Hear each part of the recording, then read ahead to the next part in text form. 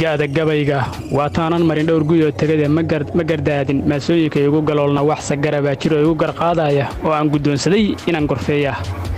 goobtii laxmar baan rabaa inaan garasho faalleeyo qabiil gaana weeye iyo gogol nastaaxeed garcadda iyo waxa uu fadhiya guurta odayaala dumar geesiyaal dhala iyo waxay leeyihiin geeye faraseed dhabtii gabanaan laga helayo guud xilsaarra ah waa gabaad lagu hirtaa maalintii xaajo gugucda ah guullaa ka dhigay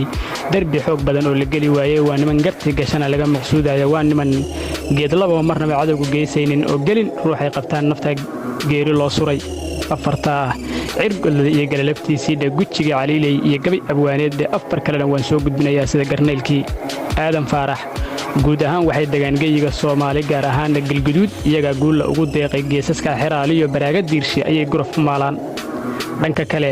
gobolka gaday qayb dhan leeyihiin geed weyne iyo dhulkii geedha ololeysay degmadooda doolow iyaga gaar u maamula gaararka balad xaawiyo mandheeray gaardinayaan gar kastoo la eegaba waa geeshash xoog badan cid loolan kula gashana la waa dunida guudkeeda